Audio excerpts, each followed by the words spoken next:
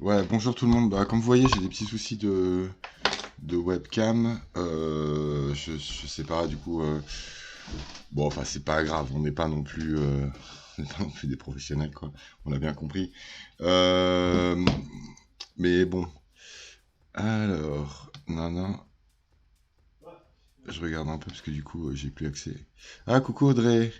Ouais, bravo, yes, bravo, big up Audrey, putain, bravo. T'es prise à la Rift, ma grande. C'est cool, quoi. Ah putain, je suis trop content, franchement, je suis trop content. Ouais, ça fait trop, trop plaisir, quoi. Bravo, vraiment, félicitations et tout. C'était une année qui était pas facile pour vous et pour vous tous, quoi. Je suis trop content que ça ait pu, voilà, que ça ait pu aller au bout et tout. Bravo, franchement, vraiment. Ça serait cool si vous me disiez un petit peu tous là ce que vous avez réussi à voir cette année, quoi. Voilà. En tout cas, Audrey, bravo, quoi. Tu cartonnes. Euh, mais n'hésite pas à me donner des news et tout. J'essaierai de mettre un message sur votre. Voilà. Désolé pour les autres. Bon, on doit pas être non plus 50 milliards, quoi. Mais c'est mes étudiants de cette année, quoi, qui me manquent beaucoup d'ailleurs. Et donc, ils passaient des concours qui étaient difficiles et qui était soumis à énormément de contraintes, que ce soit du côté du Covid. Et... Bon, bref, en tout cas, c'est des concours de travailleurs sociaux. La RIF, c'est l'école de Nantes, donc c'est cool en plus parce que du coup, c'est à Nantes, tu n'auras pas à bouger, quoi. Et, et donc, c'est quand même. Ça reste un concours, c'était un peu difficile s'il y avait encore un oral et tout. Donc, du coup, bravo, félicitations, quoi. Ouais, tu me tiens au courant pour tout le monde, quoi. Ben, coucou tout le monde, j'espère que vous allez bien, que vous vous apprêtez à sortir pour cette fête de la musique, et que vous aurez l'occasion de kiffer votre soirée. Nous, il pleut un peu ici, je sais pas comment ça se passe du côté de chez vous, si vous êtes mangé aussi un petit peu les orages, quoi. Mais en tout cas, voilà, j'espère que vous allez passer tous une chouette soirée et tout, et que ça va être cool, quoi. Ouais. Ah, zut. Alors moi du coup je vais vous proposer un petit truc avant que vous partiez à la fête de la musique là pour ceux qui voudraient rester un petit peu avec moi ce soir.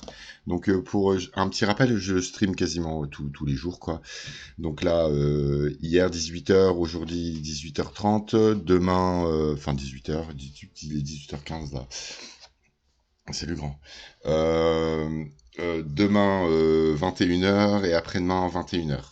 Je vous rappelle aussi que tous les matins de 8 à 10, Audrey, on fera passer le message aussi aux autres. Il y a la revue de presse de Marcel, donc c'est 8 à 10 sur Twitch. Et désormais le jeudi et le vendredi, ça commence à 7 heures aussi. Donc voilà, n'hésitez pas, ça reste la meilleure revue de presse du monde. Ça reste. Alors qu'est-ce que je voulais vous proposer ce soir en fait j'ai passé un petit peu de temps avec Fujimoto ces derniers jours et je continuerai à passer du temps avec Fujimoto. Mais ce soir, je fais une petite pause Fujimoto à l'occasion de la fête de la musique. Yes, Marcel, il y a Norbies qui met un petit emote Marcel président. Ah bah bien sûr, bien sûr. Voilà, vas-y, fais un coucou à Norbies. Voilà, c'est cool. T'as du style en plus.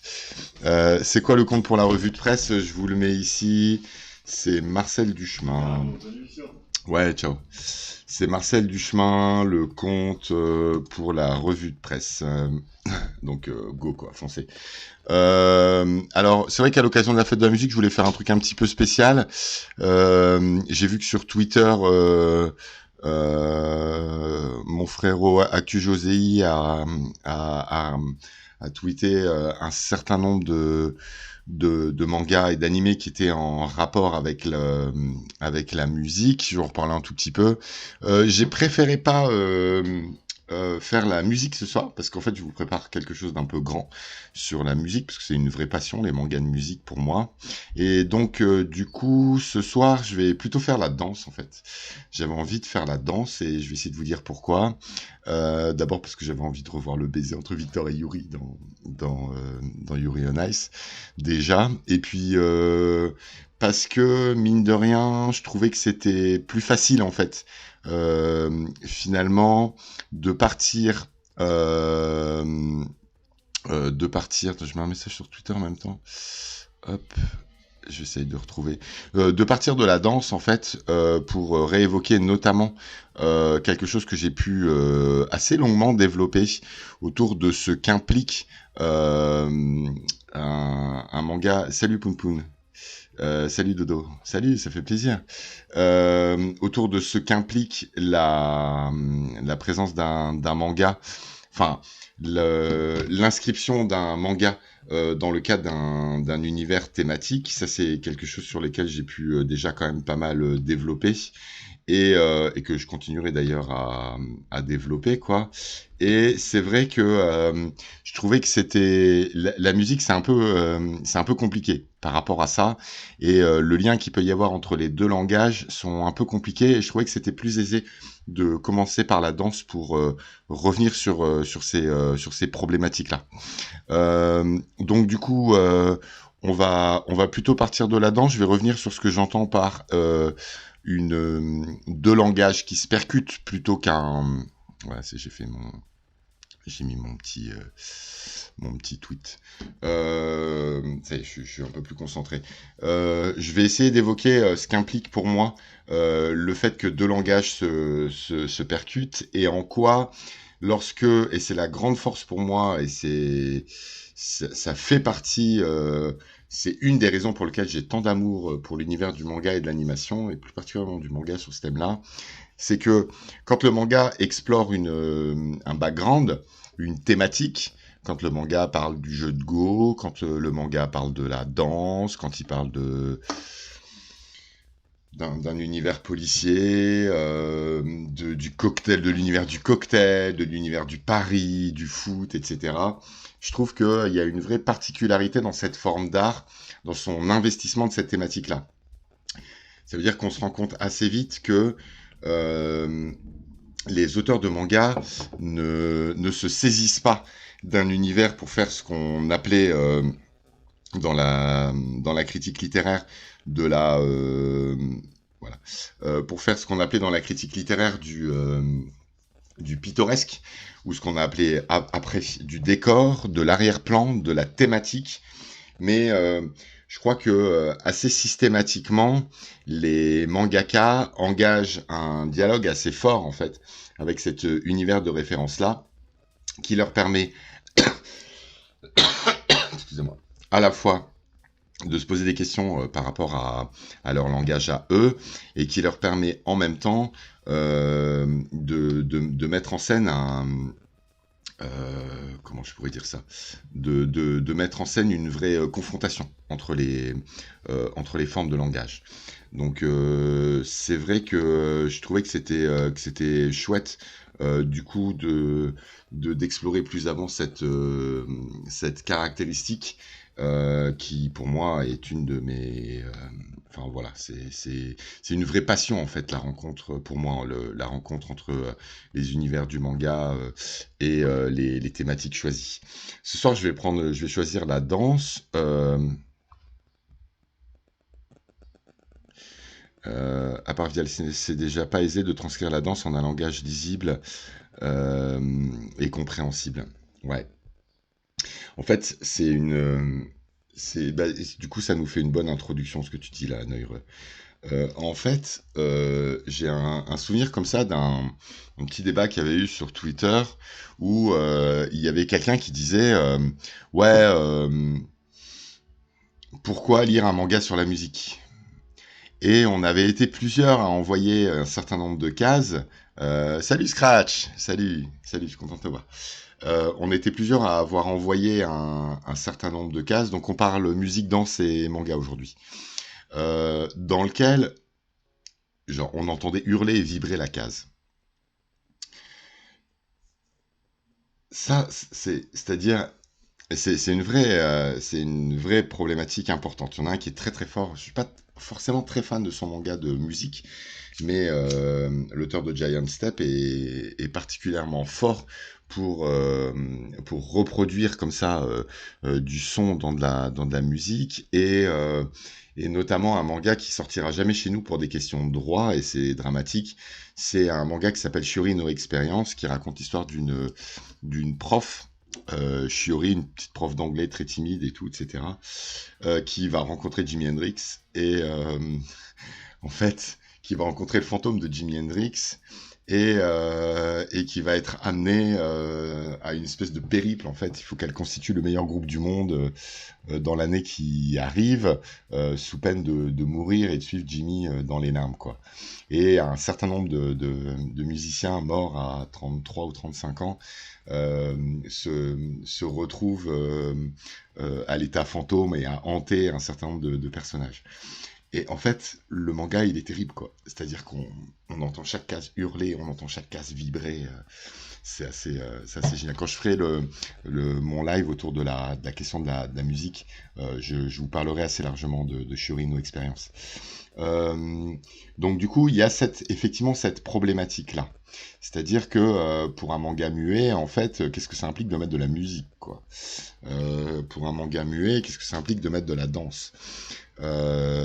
Et donc c'est à la fois une gageure, quoi, mais est-ce qu'on pourrait pas se dire la même chose d'un manga lié au Paris ou lié au football, ou etc.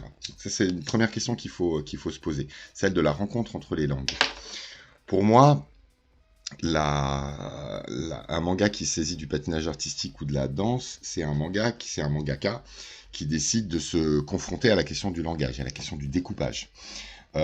Et qui décide du coup de créer une intensité propre avec ses moyens graphiques à lui, susceptible de rendre justice en fait au média initial qu'il a inspiré.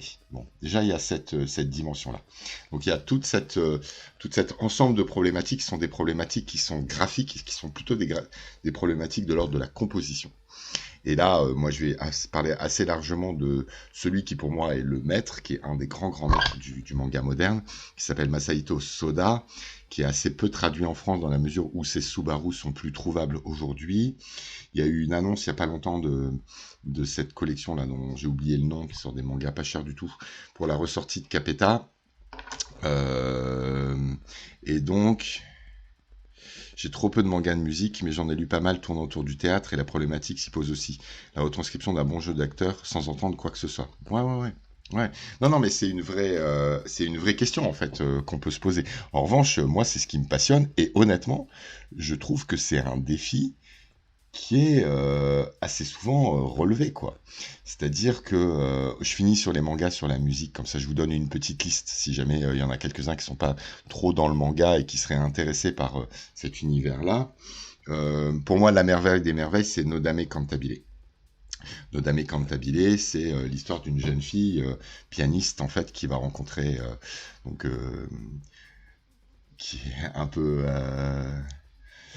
qui est neuroatypique, on dira, et qui va rencontrer un génie de la musique qui a baigné dans la musique depuis petit et qui s'est retrouvé suite à un traumatisme initial.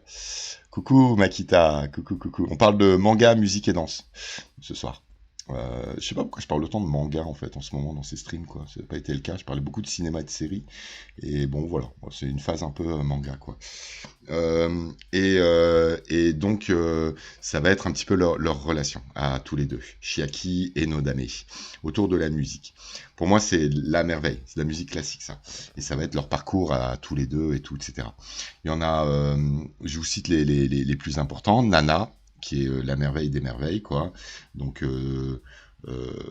Nana et Ren, quoi, le couple maudit de l'histoire du manga et le couple magistral de l'histoire du manga, quoi.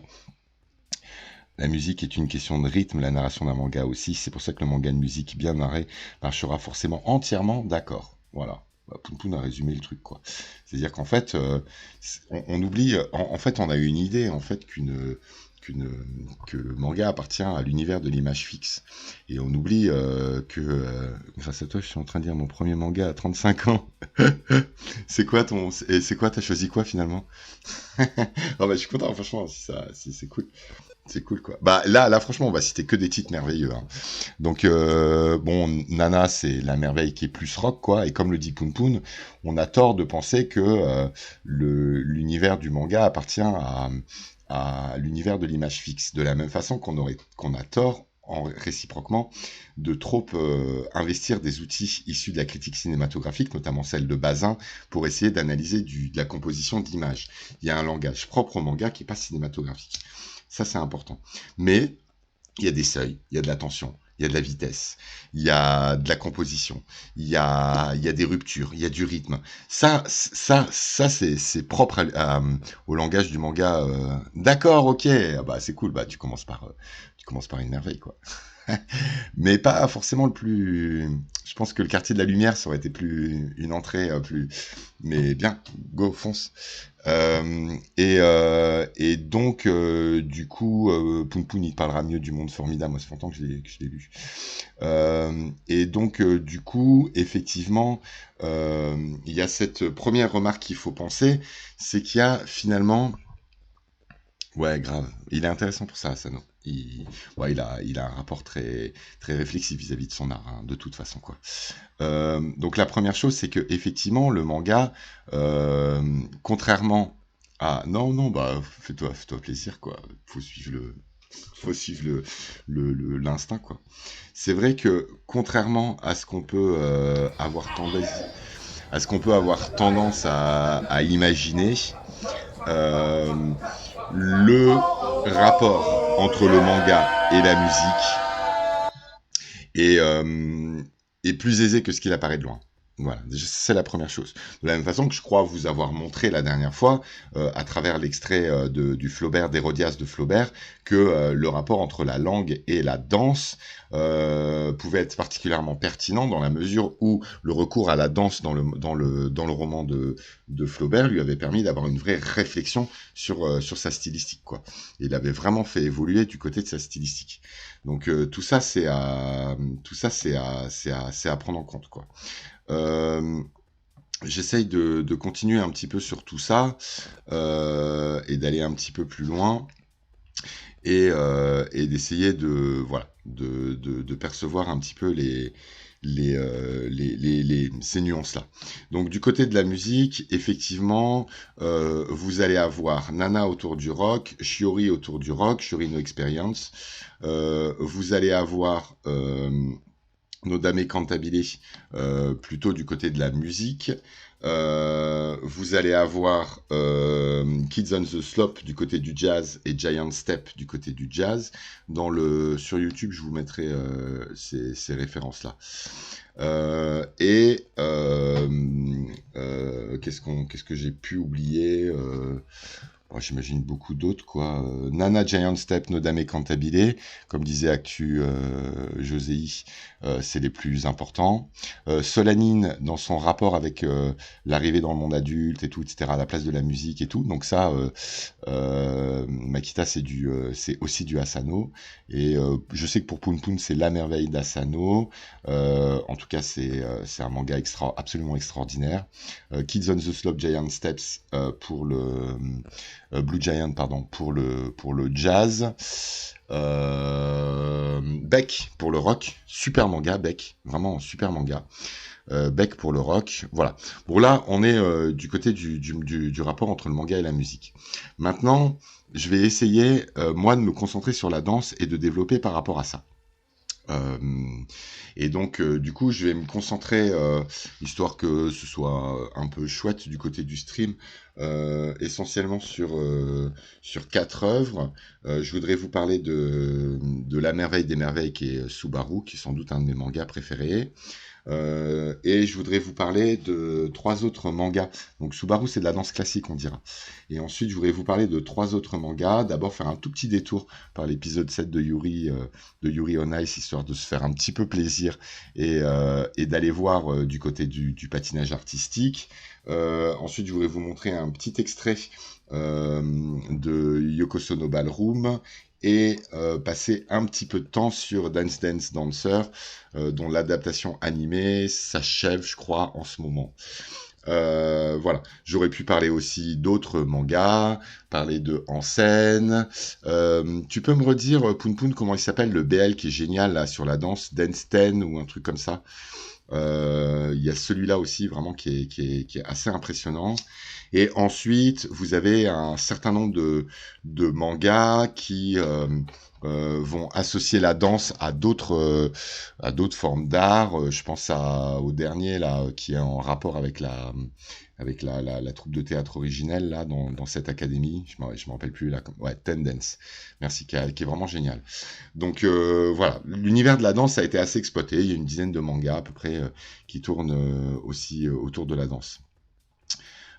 Princesse Toutou que j'ai pas lu, j'avoue quoi. Et ensuite, après, on se pourrait se poser la question, bien sûr, derrière la danse. Donc, lisez bien les titres qui sont donnés dans le chat, quoi. Et notamment un univers qui est très très très très proche de la danse, sur lequel j'aurai l'occasion de revenir. C'est la chorégraphie des combats et donc l'univers des arts martiaux dans un certain nombre de mangas. Je pense qu'on pourrait un certain nombre de remarques que je vais pouvoir faire aujourd'hui sur la construction de Subaru pour être applicable à Shigurui, à Samurai Champloo ou à ce type de manga là. Je pense que ça c'est important. Alors, on va commencer à rentrer un petit peu dans le cœur du sujet après ces petits éléments d'introduction. Donc, je pense que ce qu'il faut retenir, c'est que d'abord, d'accord, c'est un animé. Ok, bah je note. Ouais, c'est génial, Samurai Champloo. Non, mais c'est bien, on est là pour ça, hein. Dites-moi d'ailleurs si je vais un petit peu trop vite et tout, parce que c'est vrai que là dans le chat, il y a des connaisseurs absolument absolus, quoi, et d'autres qui découvrent un petit peu cette forme d'art, donc n'hésitez pas à me dire comment il faut que je me situe par rapport à chacun, quoi. Alors, on va essayer d'avancer un petit peu. D'abord, premièrement, cette thématique qui m'intéresse beaucoup et qui est vraiment fondamentale, quoi, qui est le rapport qui peut exister entre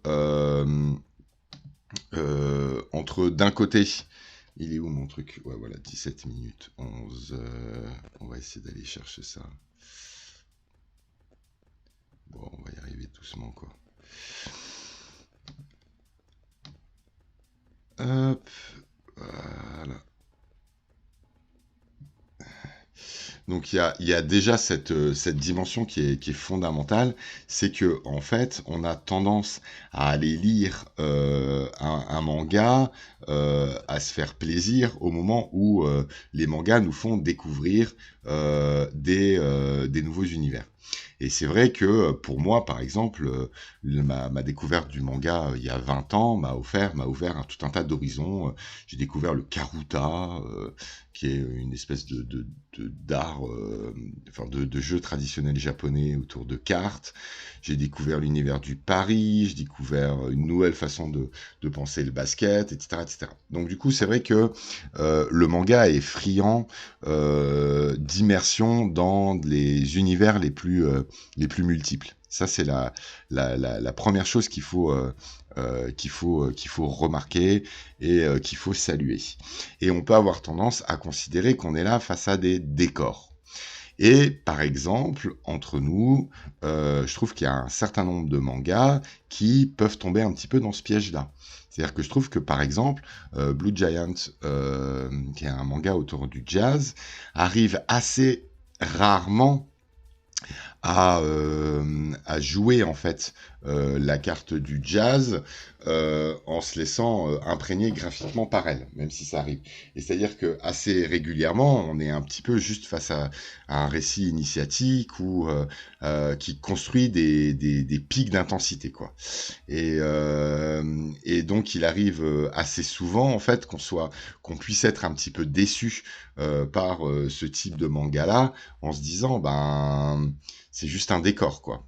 C'est un peu le cas de Blue Giant. Mais dans la majorité des cas, on a effectivement la chance de se retrouver face à des mangas qui, eux, jouent le jeu, quoi. Et qui acceptent de se laisser complètement déborder par l'univers dans lequel ils sont impliqués. Et notamment par en récupérer des ressorts narratifs et des ressorts, on dira, graphiques. Alors, je vais essayer d'expliquer tout ça. J'avais cité, il y a quelque temps, un manga que j'aime beaucoup qui s'appelle Bartender. Je t'en prie, Tyrannique, je commence un peu, j'ai fait une longue introduction.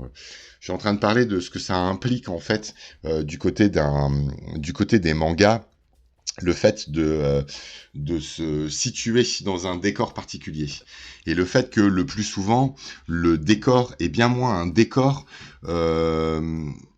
sans doute, moi je suis d'accord avec Poun Poun.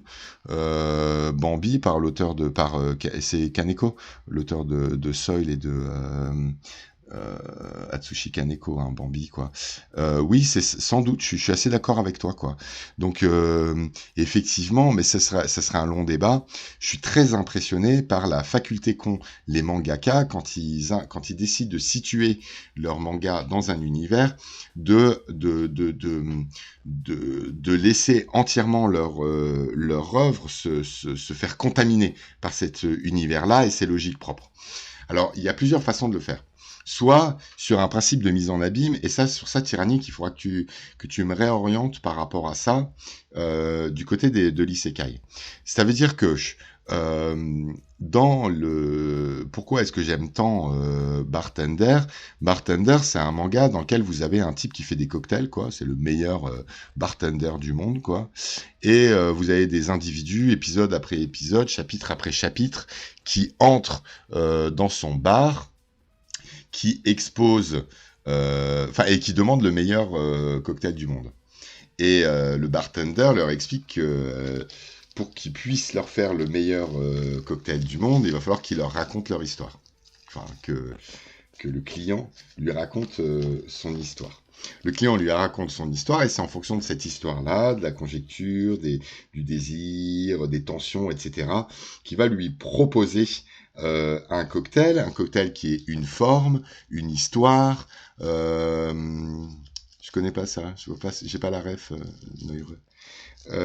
Qui va lui proposer, parce qu'un cocktail c'est c'est une bouteille avec un certain design, c'est une histoire de la création de ce cocktail, c'est un jeu de couleurs, c'est un goût, et l'intégralité de ces choses-là sont narrativement exprimables. Et en fait, le but pour le bartender, c'est de faire se percuter l'histoire du cocktail et l'histoire de la personne. Il n'y a pas un meilleur cocktail dans l'absolu, mais il y a le cocktail le plus adapté à la situation. C'est ça, bartender. Je sais pas si vous voyez ce que je veux dire. Et là, on commence à rentrer dans le cœur du propos. Il y a un certain nombre de passages dans Nodame Cantabile où le morceau de musique que les deux jeunes musiciens... D'accord. Ouais, voilà. Ouais, mais c'est ça. C'est ça, t'as entièrement raison. La ref, elle marche, quoi. C'est exactement ça. C'est effectivement les contes des mille et une beuveries, quoi. Et effectivement, dans Nodame Cantabile, par exemple, on se retrouve assez régulièrement avec les morceaux de musique correspondent à la situation dans laquelle sont les deux protagonistes de l'histoire. Donc ça peut être soit un morceau qui marque une déchirure ou un apaisement à un moment où l'un ou l'autre des personnages a besoin d'une déchirure ou d'un apaisement, quoi, de l'exprimer ou de trouver une catharsis, quoi. Donc déjà ça c'est la première dimension qui peut marquer un lien entre la thématique choisie et le manga en tant que tel, quoi. Et ça c'est déjà important. Après il y a un deuxième phénomène qui est fondamental. C'est, on dira, ce que j'ai un petit peu dit, c'est comment est-ce que chaque univers correspond à un défi graphique. Comment est-ce que le Karuta, par exemple, dans Chihayafuru, c'est un jeu où vous êtes à genoux face à un goban, face à une table, et vous avez des cartes qui sont posées, Et il y a un conteur qui raconte des poèmes, et chaque poème a deux faces. Une première face qui correspond à une première carte, et une deuxième face qui correspond à une autre carte. Et donc il faut deviner la carte qui va être empruntée en fonction du poème que vous entendez. Et donc du coup là vous avez tout le jeu de d'écarter la carte, la vue en plongée au-dessus, etc. Ce qui est un vrai défi graphique en fait pour le mangaka qui va devoir relever et donc du coup inventer un certain nombre de perspectives pour montrer par exemple à la fois la carte qui est cachée et en même temps nous la dévoiler à nous lecteurs, comment est-ce que vous la montrez. Vous voyez, il y a des défis graphiques. Oubliez pas, c'était le live que j'ai fait autour de la perspective, que un artiste, il est face à un problème philosophique ou métaphysique, certes, mais qui se traduit en termes techniques. Nous, on a beaucoup travaillé sur l'ascension. Si ceux qui étaient là s'en souviennent peut-être. J'ai beaucoup travaillé sur, à partir de Daniel Arras sur l'arrivée de la perspective au XVIe siècle. Et comment, en fait, on a trouvé la perspective en essayant de résoudre un problème théologique fondamental qui est l'ascension. C'est-à-dire l'ange Gabriel, la Marie, et montrer dans le même espace deux univers qui sont incommensurables l'un à l'autre, celui divin et celui humain, et la graine qui est semée dans ce ventre de façon inouïe, on va dire extraordinaire. Et donc, du coup, vous avez dans le tableau que je vous avais montré, qui était un tableau de... Je crois que c'était celui de Fra Angelico, dans lequel vous avez la colonne qui commence dans l'univers humain et qui finit dans un univers qui est plus commensurable en termes de perspective. Et donc, vous avez des peintres italiens qui, pour résoudre le problème de l'ascension, se posent des problèmes techniques et résolvent le problème technique. Comment est-ce qu'on peint deux espaces différents dans le même ensemble, dans le même carré, quoi. Et donc, du coup, c'est la résolution du problème technique qui correspond à leur façon propre à eux d'affronter la problématique métaphysique ou théologique. C'est exactement ce qui se passe dans un manga. C'est-à-dire comment est-ce que vous affrontez la question de la danse dans le cadre des planches des nems qui sont face à vous.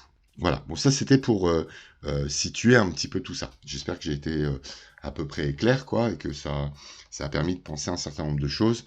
Donc n'oubliez pas, chaque univers qui est récupéré dans le cadre du manga, ce qu'on appellerait une ekphrasis dans la rhétorique traditionnelle, pour représenter un autre univers sémiotique à l'intérieur du vôtre, donc un autre langage de signes, une autre grammaire, un autre univers.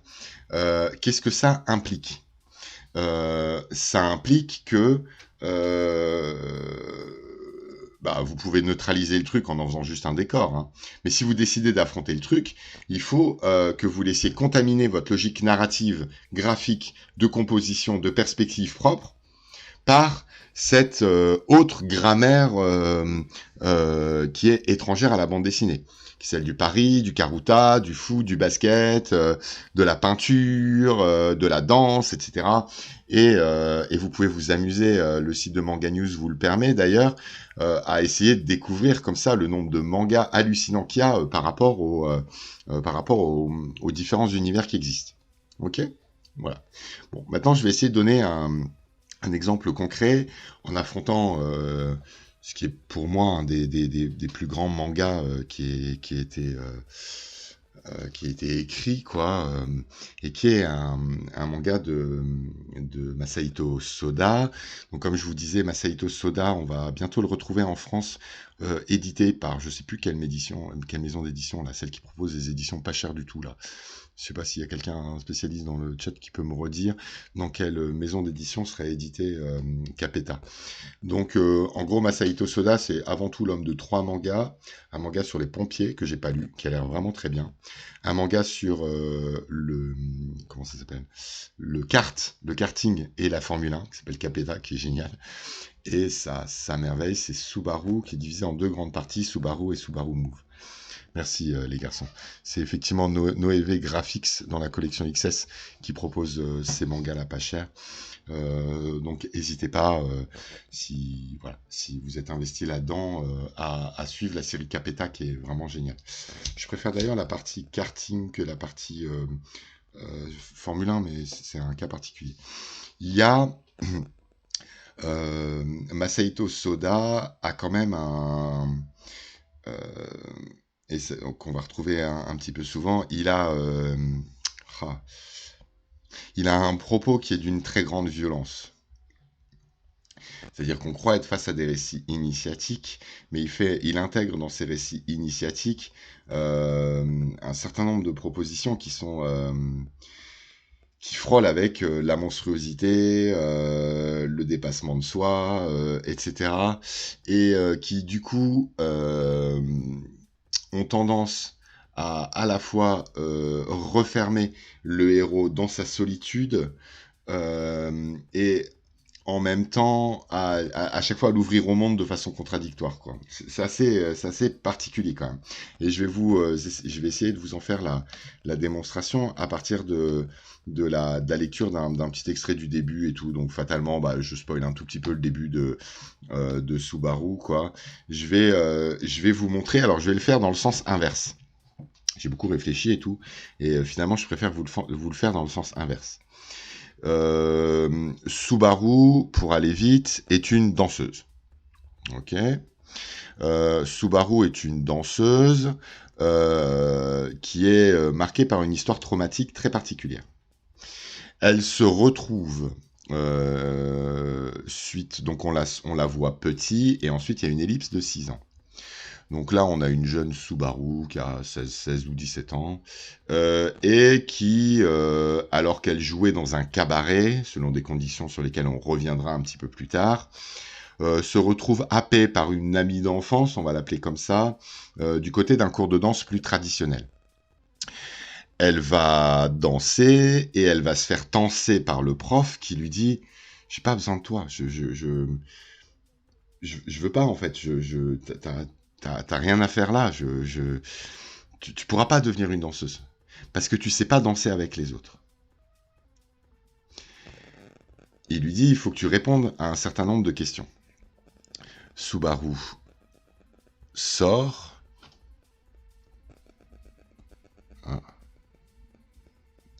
Ah, Noireux, il y a un truc qui s'est passé sur mon... Mais moi, j'ai qu'un écran, donc j'ai pas vu ce qui s'est passé, je t'avoue. Donc, je sais pas où accéder à ce que tu as pu me dire. Subaru sort, quitte ce cours-là et essaye d'aller répondre à cette question-là. Qu'est-ce que c'est de vivre... Mais je devrais le retrouver après sur Twitch. Qu'est-ce que c'est que de vivre... qu'est-ce que c'est que de répondre à cette question, et qu'est-ce que c'est que de pouvoir danser au sein d'un groupe, ce qu'elle n'avait jamais fait jusqu'à présent. Je vais faire dans le sens inverse. Je vais vous montrer Subaru qui a répondu à sa question. Et Subaru qui danse au milieu du groupe. Subaru qui danse le lac des cygnes, qui est un ballet que déteste d'ailleurs ce prof-là. Et ensuite, on va se poser la question. Quelle était la question? Enfin, on va se poser on va essayer de poser le cheminement. Quelle était la question à laquelle il fallait qu'elle réponde? Comment y a-t-elle répondu? Quelle est son histoire? Donc, je le fais dans le sens un peu inverse. Hop. Et on va aller chercher ça. Donc, on est sur le tout début de l'œuvre, et on est sur un chapitre qui s'appelle Monster. Et je voudrais vous montrer... alors, est-ce qu'il apparaît bien? Yes. On va le mettre un petit peu plus droit. Voilà, on va se poser tranquille et tout. Et je vais...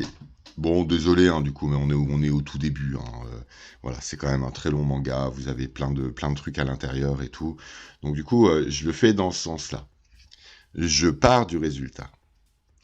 Et je voudrais vous montrer la maestria graphique de Masahito Soda. Le problème, c'est que je suis dans une version absolument dégueulasse. Et donc, du coup, bon, bah, j'espère que... Alors, il faut savoir qu'en fait, Subaru est déjà sorti en français. Mais qu'il est absolument introuvable. Je pense que Poun Poun ou Scratch me confirmera ça. Le manga est absolument introuvable aujourd'hui, quoi. Donc j'y vais sans trop de stress. Mais bon, ça va vous donner envie, ça va pas spoiler grand chose. Vous allez pouvoir redécouvrir tout ça sans souci, quoi. Moi, je passe mon temps à le relire de toute façon, ce manga, quoi. Donc hésitez pas, quoi. Alors, allons-y. Essayons de rentrer un petit peu là-dedans. De rentrer dans cette merveille-là. Je vous en traduirai des petits morceaux et je vais essayer d'avancer dans cette maestria graphique. Donc il n'y a pas si longtemps, cette fille était absolument incapable de suivre le groupe. Elle est partie en pleurant. Comment est-ce qu'elle a pu apprendre tout ça en seulement 5 jours? On peut même pas appeler ça un progrès ou une prouesse. Alors les doubles planches de Subaru qui sont absolument merveilleuses. Je vois si on les voit bien, pas tant que ça. Du coup on va réduire un petit peu histoire que vous puissiez bien profiter de ces doubles planches. Voilà, on va s'installer là. On va virer la petite image titre là, ça va. Et on va essayer de rentrer là-dedans. Vous avez vu le titre du chapitre, hein, Monster. On continue tranquillement. Est-ce que tu me regardes? Est-ce que tu me regardes danser? Je peux te sentir de nouveau, Kazuma. Le lac des cygnes. Regarde-moi bien, mon corps. Et là, c'est les autres danseuses. Mon corps bouge tout seul. On danse tellement vite que je commence à avoir des crampes dans les jambes. Je sens l'intégralité de mes tendons en train de craquer. J'ai jamais dansé comme ça. Et malgré ça, c'est mon corps qui danse tout seul. C'est cette fille... c'est la panique totale. Où est-ce qu'elle est en train de nous emmener? Donc vous avez Subaru qui danse avec les autres et qui est en train d'embarquer les autres malgré eux. Et le prof qui va dire, moi j'ai jamais vu un lac des cygnes comme ça, aussi oppressif. Kumasawa, on doit absolument les arrêter. Tout le monde est en train de se laisser emporter par le rythme de cette fille. La représentation, c'est seulement dans quelques jours. Elles vont toutes être absolument exténuées. Monsieur Kumasawa, j'en ai rien à faire. Laissez-les danser. Je veux danser à mon propre rythme. Je sens que je vais complètement exploser cette pression. Je peux plus la supporter. S'il vous plaît, laissez-nous seuls. Laissez-nous tranquilles. Là, le prof, vous le voyez. Les humaines ont été transformées en cygnes suite à la malédiction du démon. Est-ce que c'est possible de jouer cette malédiction avec autant d'élégance? Bien sûr que c'est possible. Le lac des cygnes, c'est une histoire d'humains. J'ai jamais pu vraiment comprendre cet opéra. Les scènes qui étaient à l'extérieur, qui étaient derrière, sont surtout concentrées sur l'apparition. Les cygnes sont humains. Elles veulent redevenir humaines. Elles sont complètement mues par ce souhait-là. C'est une histoire de vie ou de mort. La température sur le corps, les battements de cœur, je peux entendre tout cela distinctement. Je vais pouvoir mettre en scène un nouveau lac des cygnes de façon plus oppressante, plus puissante. Pour la première fois de ma carrière, je vais pouvoir aimer, profiter de ce ballet. Et là, regardez le carnage final. Qui est cette fille?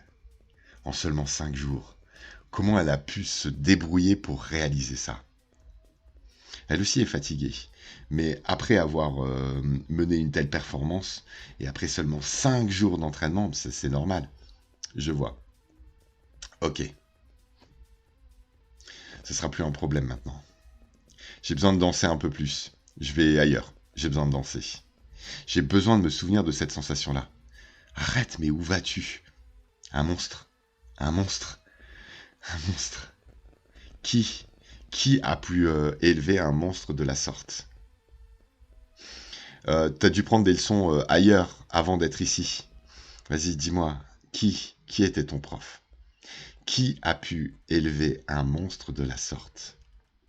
Oh, j'étais juste dans un cabaret, et c'est le propriétaire de ce cabaret qui m'a enseigné tout ce que je devais apprendre. Lequel? Quel est son nom? Palais Garnier. Et mon prof, c'était Madame Ibinoff.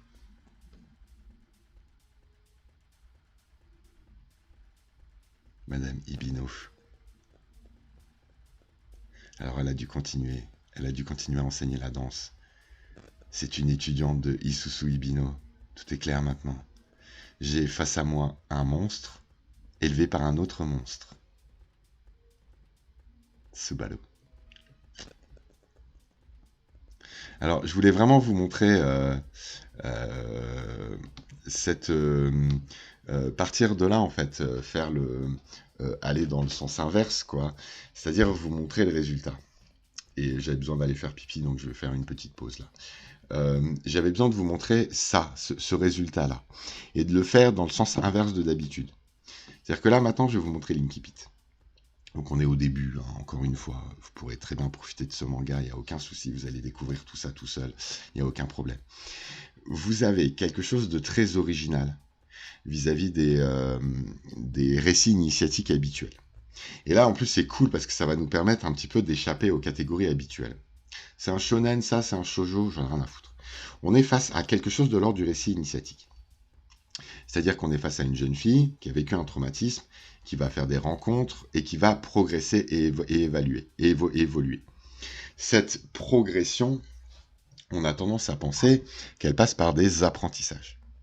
Sauf qu'en fait,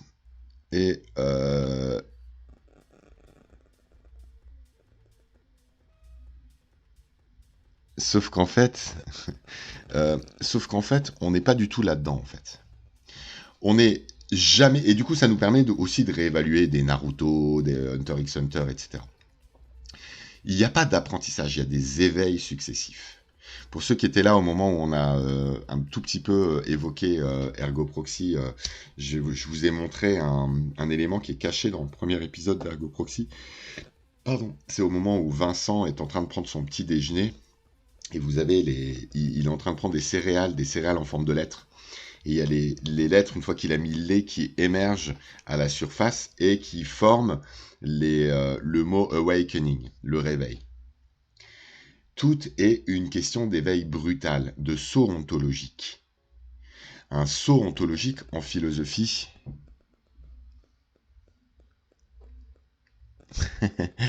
Ouais, voilà, un peu, franchement, un peu. Un saut ontologique, c'est le fait que vous ne puissiez pas penser l'après dans les catégories qui distinguaient l'avant. Qu'est-ce que je veux dire par là? Ce que je veux dire par là, c'est que vous avez une sorte de rupture. Vous n'avez pas une évolution, vous avez une rupture.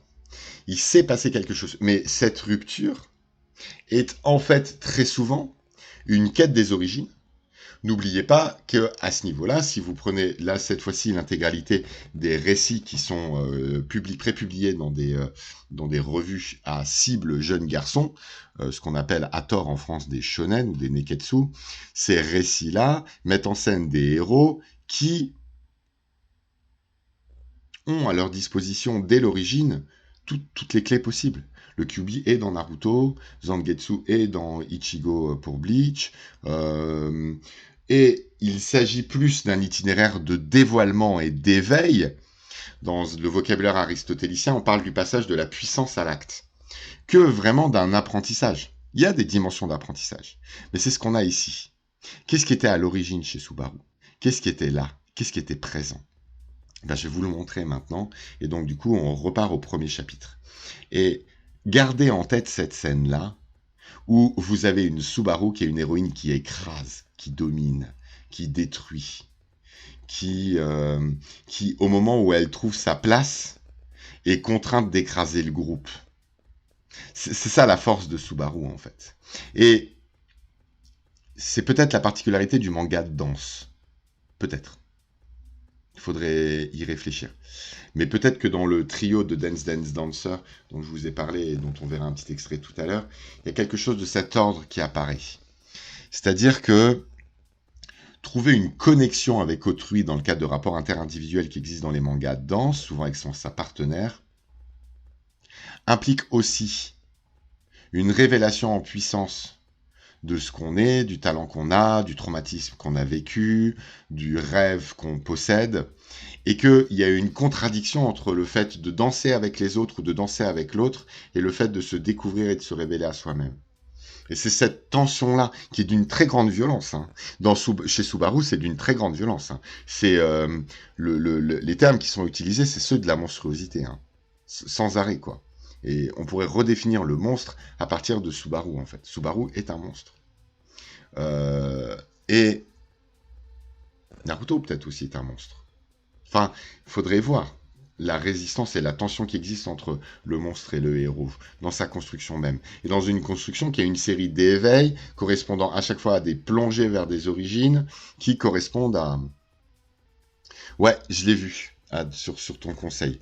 Et oui, c'est une merveille. Et oui, je vais en mettre un tout petit extrait. Après, sauf que je le mettrai à la fin pour ceux qui voudraient pas, quoi. Autant là, j'ai décidé pour Subaru de vous montrer quelques extraits. C'est juste le début, quoi. Je vais faire pipi et je vous laisse devant cette planche magnifique. Et on parle de Subaru et on essaye vraiment de rentrer dans ce mystère-là. En quoi la danse est une affaire de vie et de mort. La question de la vie et de mort donne naissance au monstre. C'est ça qu'il faut retenir, et c'est ça qu'offre la danse. Ouais, excusez-moi, je reviens. Naruto atteint sa forme la plus monstrueuse, revient vers ses origines en rencontrant l'esprit de son père, connu par le village dans la même grande scène. Ouais, voilà. Mais pour moi, je suis en train d'écrire quelque chose. C'est pour ça que je disais que j'en ai rien à foutre, là, shoujo shonen, quoi. Parce que, franchement, honnêtement, j'ai fait une très longue analyse de Bokuragaïta, et d'une certaine façon, les deux héros de Bokuragaïta sont engagés dans un apprentissage l'un de l'autre, qui est hanté par un événement originel traumatique qu'il va falloir surmonter ou accepter, et qui correspond à du monstrueux, en fait, quoi. Il y a énormément de shoujo qui sont hantés par le monstre. Nana est hantée par le monstre. Les shonen sont hantés par le monstre, etc. Je crois qu'il y a vraiment quelque chose d'important qui se joue là-dedans. Et autant je suis assez sensible, attaché en fait, parce que on parle de Subaru et de la monstruosité. Je suis assez attaché en fait à ces problématiques là, quoi. Mais et au fait de garder les genres parce que ça nous permet de rentrer dans des codes, quoi. Mais on aurait tort en fait de croire que la monstruosité, par exemple, serait une thématique qui serait attachée seulement à un type de manga en particulier. Alors je te lis, clairement on parle de danse et cette scène-là elle me fait penser à beaucoup de mangas de sport de balle surtout. Ouais, grave.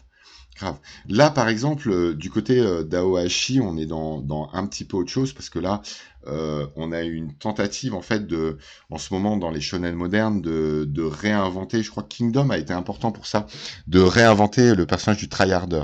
Donc désolé pour ceux qui connaîtraient pas ces univers-là, j'essaie d'expliquer. Il y a un grand débat du côté de ce qu'on appelle le récit initiatique épique, donc ce qu'on appelle très vite les shonen, autour de la figure du héros. Et ce grand débat, c'est est-ce que le héros, c'est dans le vocabulaire de Bourdieu, ce serait un boursier? Est-ce que c'est un tryharder? Est-ce que c'est un petit gars qui a rien et qui va se battre? Ou alors, est-ce que c'est un héritier? Et là, vous avez toute une réflexion un petit peu sur la dialectique qui peut exister entre l'origine et l'apocalypse. C'est-à-dire, est-ce que du côté de Naruto, il possède ce monstre dès le début, alors que du côté de My Hero Academia, par exemple, Deku possède pas le monstre à l'origine, quoi. Et c'est plutôt un tryharder. Et ensuite, vous voyez bien comment un certain nombre de récits, comme Naruto, par exemple, ont du mal à garder la logique du petit gamin qui va se battre pour avancer et tout, etc. Et dans Naruto, Kishimoto a été contraint par ses éditeurs ou pas, jamais trop compris compris, parce que vous m'avez tous dit des choses très contradictoires par rapport à ça, sur le est-ce qu'il y a une pression sur les éditeurs de Naruto pour qu'il y ait une réécriture a posteriori d'une ascendance presque à la fois divine du côté de Kushina et politique du côté de son père, et de faire de Naruto en fait un héritier. Donc bon, on est sur des problématiques très très fondamentales quant à l'histoire du héros. Qu'est-ce que c'est qu'un héros? Est-ce que c'est un élu? Est-ce que c'est un tryharder qui doit occuper une place qui existe par devers lui, indépendamment de lui?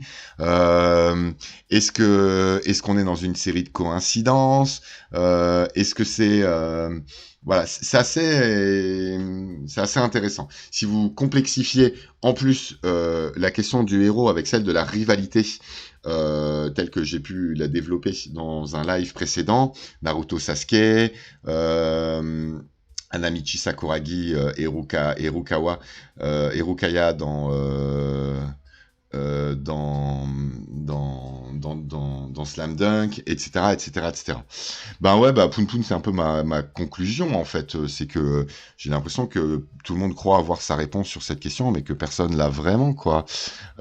Scratch dit, je trouve que Naruto est trop souvent brandi comme exemple de contradiction avec l'ascendance divine, alors que ça a toujours été une histoire de clan et d'héritage, et que Naruto arrive justement à renverser les dynamiques perverses de l'héritage de la haine. Ah ouais, non, mais non, ça c'est faux, ça, Scratch. Dans l'univers mythologique de Naruto, l'univers axiologique et de valeur de Naruto, il y a d'un côté la volonté du feu, et de l'autre côté le désir de vengeance, et Naruto, il est du côté de la volonté du feu. Hein. Donc s'il y a une ascendance, elle est là, quoi. Il hérite pas de la haine, hein, lui, il est de l'autre côté, quoi. Bon, on va pas rentrer dans le détail sur Naruto, je vais revenir sur Subaru. Donc pour ceux qui seraient un petit peu intéressés... Ouais, grave, Rivia, t'as raison. T'as raison, t'as raison. Mais après, je vous avoue que je trouve que c'est assez intéressant, par exemple. Moi, j'aimerais bien avoir une réponse à cette question-là. Oui, voilà, ok, d'accord. Oui, d'accord avec ça, Scratch. D'accord avec ça.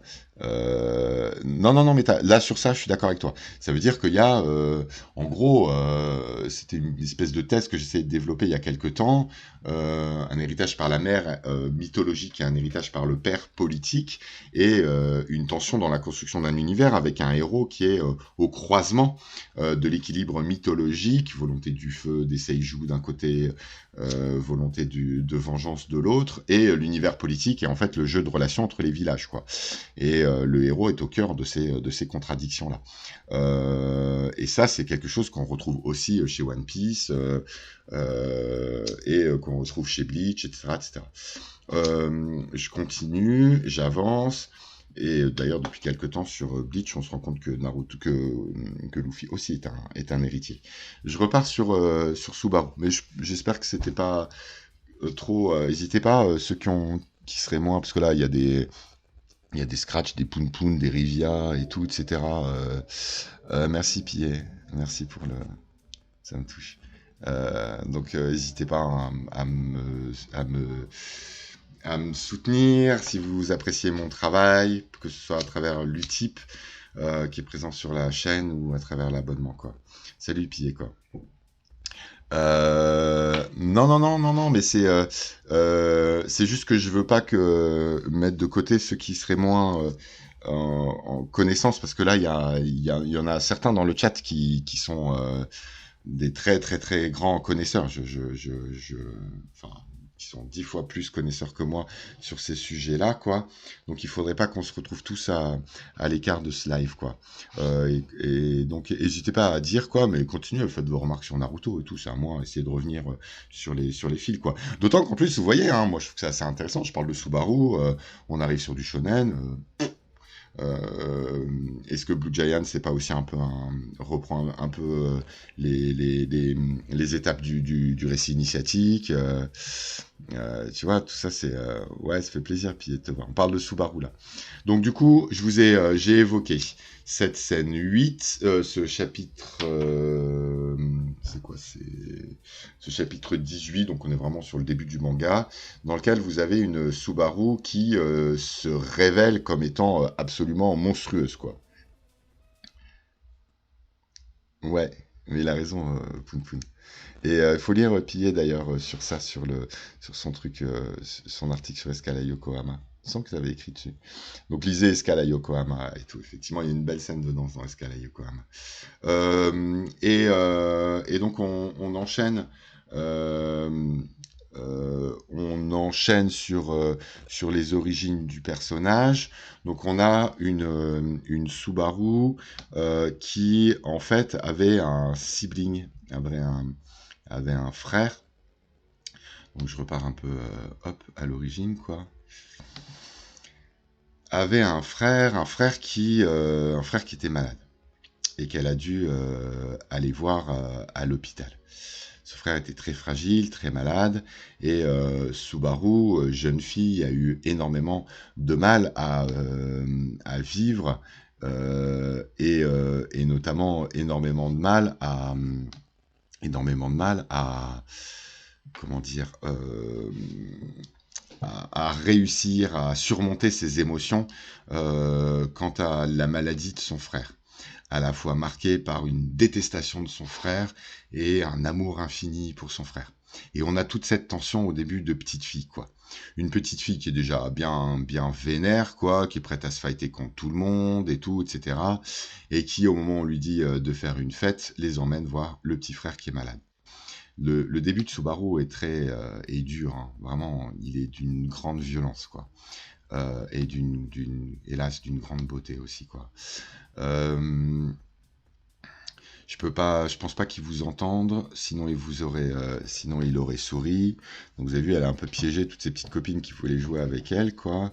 Euh, et j'avance un petit peu, je vous laisserai découvrir un peu tout ça. C'est l'histoire un petit peu entre les deux, leur attachement, à travers cette histoire de chat, et le petit passage slice of life du début, qui montre et qui marque les étapes de la maladie progressive du frère, quoi. Moi, je voudrais aller un petit peu sur la fin. Et notamment, ils ont été très marqués par un chat avec lequel ils ont partagé des émotions. Et elle s'est rendue compte qu'en rejouant, en dansant, mais elle ne savait pas que c'était de la danse encore, les différents événements qu'elle avait pu vivre avec lui, elle allait peut-être pouvoir retrouver des émotions. Et effectivement, ça a été le cas. Par la danse, elle gardait contact avec lui. N'abandonne pas. Je n'abandonnerai pas. Je vais un petit peu vite, hein. Vous le redécouvrez tout ça et tout, etc. Parce que c'est la suite qui m'intéresse. Ce sourire en particulier. Le truc c'est, j'avance un petit peu, elle va danser, apprendre à vivre avec lui, et il va y avoir cette scène absolument terrible pour elle, qui va être qui va être dans le truc d'après, qu'elle va avouer détester son frère et ne souhaiter qu'une chose, c'est sa mort. En parallèle de ça, son amie a découvert, en la voyant danser à l'hôpital, qu'elle pouvait avoir du talent, et donc elle va danser dans une petite école de danse. Elle va découvrir la liberté et elle va découvrir la possibilité de sortir de l'hôpital, de se délivrer de cet hôpital-là, de pouvoir vivre autre chose que l'hôpital. Et là, vous allez avoir toute l'attention de Subaru.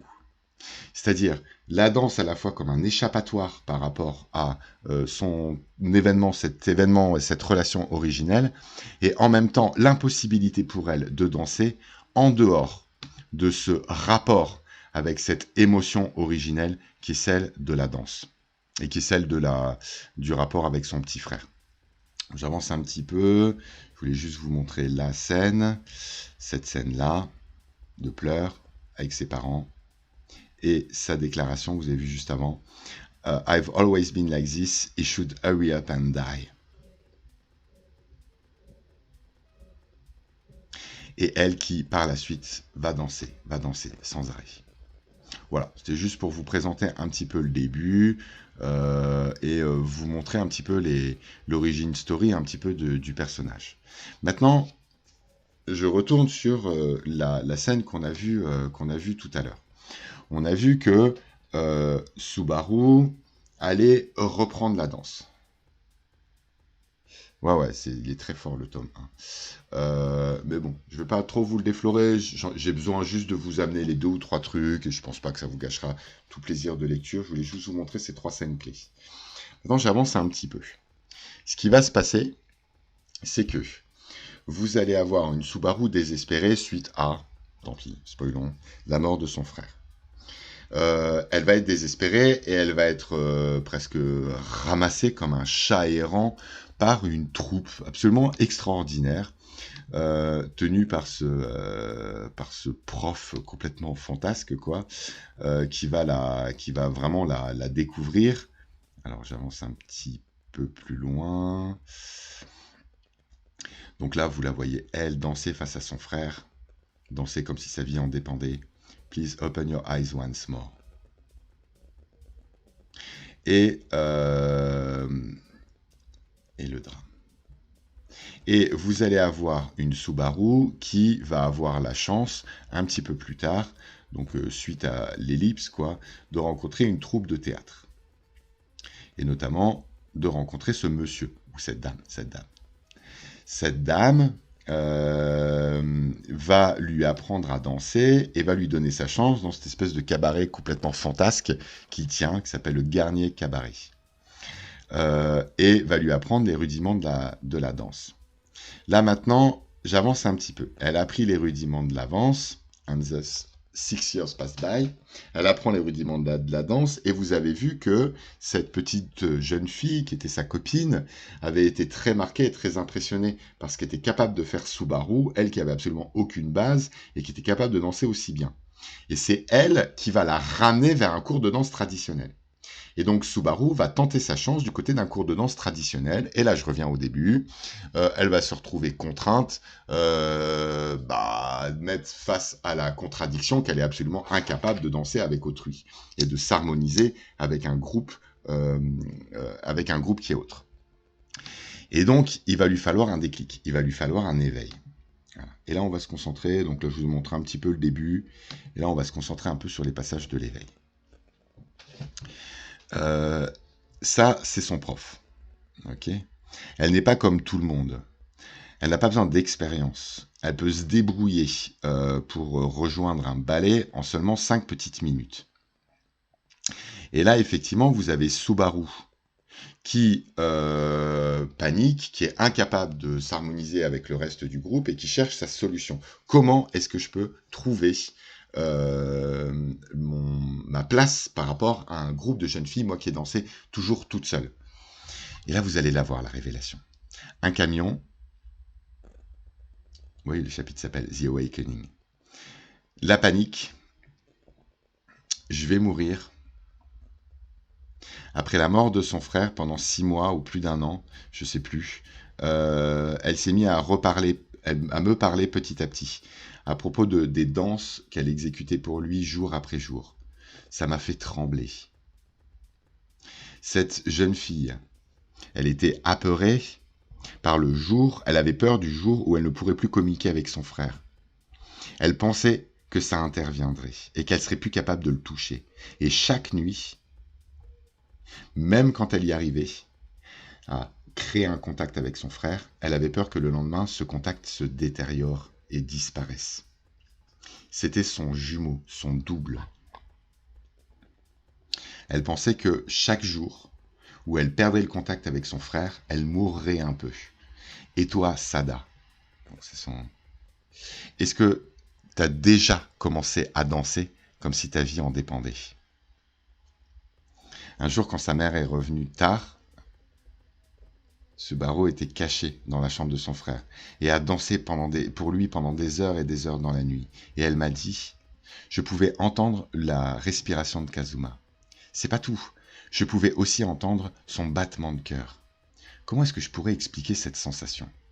La tension qu'elle ressent, la tension qu'on ressent quand la mort est toute proche. Par exemple, juste avant un accident. Il semble qu'on peut se souvenir de l'intégralité de sa vie en slow motion. Je pense que Subaru a ressenti cela, a dansé pendant des heures et des heures, dans la nuit. Elle pouvait même pas voir le visage de son frère. Mais elle commença à entrer, à ressentir les pensées de son frère. Subaru, Est-ce que tu peux me montrer cette danse une nouvelle fois? À ce moment-là, sa main, la main de Kazuma a bougé. Est-ce que tu peux seulement imaginer la concentration qui est nécessaire? Je me demande si on possède tous ou pas ce talent-là. Tout cela, c'est dû à une extrême concentration. C'est ça qui se passe en slow motion, dans une expérience near-death experience là. Alors imagine, pendant 3 heures, s'il y avait une danseuse qui était capable de garder cette concentration ultime pendant tout un acte, pendant tout un ballet. Essaye de penser à ce ballet. Ça te fait pas trembler? Ces 2 longues années, elle a vécu dans cet incroyable environnement. Avec le temps, elle a fini par oublier cette sensation. Mais cette sensation est dormante, elle n'est pas loin. J'ai utilisé ces 6 dernières années à essayer de lui apprendre les basiques dont elle aurait besoin. Mais bientôt, elle va se réveiller. Et au même moment, to the left. Il va tourner à gauche. Du coup, j'ai juste besoin de faire un pas dans l'autre direction. Et d'attraper mes lunettes. Hop. Qu'est-ce qui s'est passé? C'est comme si quelqu'un m'avait touché la tête. Cette sensation. Je l'avais oubliée. Cette sensation. Hé, est-ce que tu vas bien? Imbécile. La lumière était rouge. Le feu était rouge. Est-ce que tu vas bien? Est-ce que tu vas bien? Cette sensation. Kazuma. Et là, vous avez le secret. Elle est là. Elle est retournée à son cours. Après cette expérience. Qu'est-ce que tu fais ici? Monsieur Kumazawa, laissez-moi danser le lac des cygnes. Donnez-moi une nouvelle chance. L'autre jour, tu m'as dit que tu avais besoin d'1 semaine. Ça fait seulement 5 jours, là. Est-ce que tu crois... est-ce que tu es autant désespéré que ça? Non, c'est juste que ça a pris moins de temps que ce que j'avais prévu. Cette fille, elle se moque de moi. Allez, allons-y, commençons. Le garçon, juste avant. C'était dans mon rêve. Bon, on en parlera de ce garçon-là. J'ai failli être tué par ce camion. Et Kazuma est apparu devant mes yeux. Je peux pas bien me souvenir ce qui s'est passé, quoi. Du moment où je dansais pour lui, quoi. J'étais sous tellement de pression, j'ai tellement souffert. Qu'est-ce que c'est le problème avec cette fille, quoi? Elle est tellement étrange, quoi. Peut-être qu'elle est malade. J'ai tellement souffert. Mais l'air, le vent que je sentais auprès de Kazuma, pendant ces 2 longues années, j'ai ressenti presque tout. Je vais retourner à ce temps-là. Ce studio, en fait, qui était la chambre de mon frère. Regarde-moi, de façon close, quand je danse. Elle est incroyable et tout. Et là, hop, on revient sur le truc que j'avais montré au début. La danse est une question de vie ou de mort. Être capable de retrouver cette concentration-là vous offre le seul pouvoir qui va vous permettre de nourrir les basiques que vous avez appris pour pouvoir progresser. Et ça, et c'est toute la force de ce manga, c'est qu'une des étapes. C'est qu'une des étapes. Elle va découvrir plein d'autres choses. C'est-à-dire que là, on est vraiment dans la construction d'un récit, en fait, qui est très différent, en fait, de ce qu'on pourrait attendre de ce type d'expérience-là, un apprentissage progressif, des étapes, etc. On est face à quelque chose qui était présent depuis le début. Et ce quelque chose était quelque part du côté du traumatisme, compris bien que tard. Ce qui va te perdre avec sa liberté se ressent jusqu'à sa danse, c'est qu'elle est comme un chat sauvage. Cet esprit révolté propre à Subaru est important dans le manga, tellement ils vont en contradiction avec l'univers formaté de la danse. D'où l'image du chat sur la scène clé que tu as sélectionnée. Oui, ça va être un des débats. Pour moi, il y a une... Mais c'est même plus fort que ça, Pied. Ça veut dire que... il y a... Je vais essayer de passer par là. Il y a dans la Grèce antique un moment qui est très très important qu'on appelle les Dionysiaques. Ça veut dire que, qui correspond d'ailleurs, ça a été repris par le carnaval, la liturgie chrétienne, le calendrier liturgique chrétien, c'est les périodes de carnaval en fait.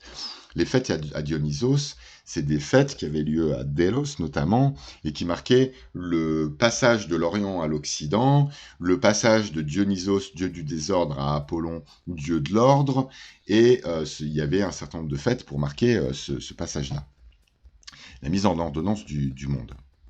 Subaru est clairement, vous avez raison tous les deux, un manga sur la révolte.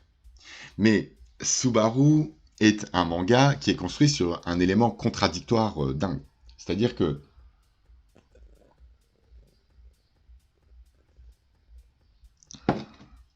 l'univers de la danse, c'est celui de l'ordre, celui du groupe, celui de l'harmonie, celui de la grâce et de l'élégance, celui de l'espoir, celui de la catharsis. C'est ça, l'univers de la danse. Or, Subaru, elle est marquée et elle danse marquée par une pulsion qui est à la fois une pulsion de mort, une pulsion de destruction et une pulsion de vie, une pulsion d'exaltation. Et les deux pulsions vont être sans arrêt présentes. Il y aura des moments un petit peu plus apaisés. Je pense à tous les passages sur le hip-hop, par exemple, quoi. Et d'ailleurs, où elle se rend compte à un moment où il faut qu'elle arrête en fait avec le hip-hop parce que c'est trop facile, quoi. Et elle n'est pas ça en fait, quoi. Donc du coup, vous allez avoir un certain nombre de moments, vous allez avoir une Subaru qui va pouvoir voir des possibilités de s'échapper de cette angoisse-là, c'est-à-dire de cette tension absolument insupportable entre, d'un côté, la révolte, et de l'autre côté, entre la pulsion de vie et la pulsion. Et ce qu'il faut voir, c'est que cette tension-là, elle va être présente sans arrêt. Et que du côté du spectateur, ça peut être absolument destructeur. Il y a un certain nombre de scènes où les spectateurs sortent complètement dévastés, effondrés, abrutis, ahuris par ce qu'ils viennent de voir là. Pareil pour ses collègues. C'est trop exigeant ce qu'elle propose. C'est trop violent, c'est trop fort. C'est on peut pas mettre une pulsion de mort et une pulsion de vie comme ça ensemble sur le même espace, quoi. Et puis en plus c'est un peu d'égoïste de sa part parce que elle est obligée de vivre cette tension là. Et du coup elle l'impose aux autres. Subaru impose cette espèce d'égoïsme fondamental de cette pulsion là. Ça serait une première lecture. L'autre lecture c'est effectivement celle de la révolte et de se poser la question de savoir si la révolte est une pulsion de vie ou une pulsion de mort. Voilà, je laisse ouvert ces différentes propositions et autour de Subaru. Franchement, honnêtement, j'en ai défloré très peu par rapport à la richesse de ce manga-là, qui est une merveille absolue, quoi. Je voudrais aller dans d'autres petites directions pour finir ça, et notamment rappeler que la danse n'est pas seulement un univers. Ouais, ben oui, c'est ce que nous apprend Poun en tout cas. C'est-à-dire, voilà, il y a une pulsion de vie, il y a une pulsion de mort, quoi. Et il y a une pulsion de dévastation, d'écrasement, de destruction, et une pulsion de recréation, de conservation, d'espoir, d'ouverture, etc. Et il y a toujours cette tension-là dans Subaru, quoi. Il est tout le temps il travaille cette limite-là. J'aimerais bien lire son manga de pompier. Personne qui l'a lu son manga de pompier. J'aimerais bien lire le manga de pompier de Masahito Soda. Ça m'intéresse, ça. On vient voir à quoi ça ressemble, quoi. Donc voilà. Donc on espère, bon, autant vous dire que c'est un scandale absolu que ce manga soit plus accessible en édition, quoi. Maintenant, je sais pas si on peut avoir ou pas de bons espoirs qu'un jour ils reviennent et tout. Donc là, je laisse les spécialistes pour tout ça, quoi. Oui, effectivement. C'est ce qu'on retrouve aussi dans l'œuvre de euh, Onisama, Onisama et Très cher frère. On retrouve effectivement cette pulsion de vie et pulsion de mort présente du côté du personnage de Saint-Just. Mais là, à mon avis, on a plus un travail, tu vois, du côté de... Je ne me rappelle plus le nom de l'autrice de La Rose de Versailles. On a Ikeda, je crois. On a plus un travail d'Ikeda et du réalisateur de dessin animé, de l'adaptation animée à son tour, autour d'une espèce de relecture japonaise du romantisme français. Pour moi, il y a un petit peu ça. Et je sais pas si Subaru, on pourrait considérer qu'il y a une inspiration du côté du romantisme français. Ça serait intéressant. Est-ce que on a ce type de héros là, quoi? Bah ouais, je sais bien, Poun quoi. Je sais bien que c'est un manga qui est maudit et qui fait partie de ces mangas qui sont un peu maudits, quoi. Et voilà, ça c'est pas vendu, il n'y a pas eu de com. Pourtant, c'est un manga qui est extraordinaire, qui mériterait une belle traduction, qui mériterait une belle mise en page et tout. Voilà. Donc on espère qu'un jour, on pourra profiter de Subaru. J'arrête sur Subaru pour ce soir. J'aurai l'occasion de revenir sur plusieurs thématiques, mais en revanche, ouais, non, mais t'as raison, c'était bien d'aller. Mais du coup, ça m'intéresse, hein, du coup, cette question-là, parce que derrière ça, ah, oh, bah si, il faut y croire à Capeta quand même, j'espère. Bah, j'espère que Noévé va aller au bout de son truc quand même, quoi. Mais ça serait intéressant, hein, la question de la pulsion de mort dans les œuvres de la culture populaire, elle est fascinante et elle est intéressante, quoi. Il y a une filiation évidente entre Pierrot le Fou et le romantisme français. On est dans cette... Maintenant, la façon dont le Japon a digéré et a repris un certain nombre de thématiques du romantisme 19e français et l'a lié à ses histoires traditionnelles à elle, puisqu'il y a des histoires traditionnelles qui sont très fortes, hein, au niveau de la destruction. Bon voilà, là il y a tout un travail à faire en termes d'histoire des arts et de circulation des motifs, quoi. Ouais, voilà, merci Poun Poun de le rappeler, c'est bien. Non, non, ça va aller, Noévé, vous inquiétez pas, faites confiance, quoi. Normalement, ça devrait aller au bout, quoi. Noévé a fait un certain nombre d'annonces de mangas à 4,90 €, et donc ça a été un petit peu levé de bouclier de la part de pas mal de mangas de maisons d'édition, puisque bah, nous, lecteurs, on peut se dire, tiens, c'est vrai, c'est possible de sortir un manga à 4,90 € et pas 8 ou 9, quoi. Donc, vous voyez, vous imaginez bien que Noévé a bousculé un petit peu la fourmilière ces derniers temps. Voilà pour Subaru et pour les quelques remarques que je voulais faire à propos de ce personnage absolument extraordinaire. Enfin, 3,95, ouais. Euh, ouais, non, mais les libraires, pareil, hein, ils ont été briefés par les autres maisons d'édition aussi, quoi. Bon, bref, on entre là dans les grands jeux de complexité, de jalousie, les luttes de chant, comme j'avais développé dans mon live autour du chant au sens bourdieusien, quoi. Bah ouais, bah c'est évident, quoi. Ils ont cassé les prix, et donc derrière, c'est est-ce qu'ils cassent les prix, donc on est dans de la concurrence illégale, ou est-ce qu'ils expliquent que les autres sont quand même particulièrement chers, quoi. Voilà, bon, à vous de vous faire votre avis par rapport à tout ça, et je laisse ceux qui connaissent bien le circuit de la chaîne découvrir tout ça. Maintenant, je vais dans une autre direction.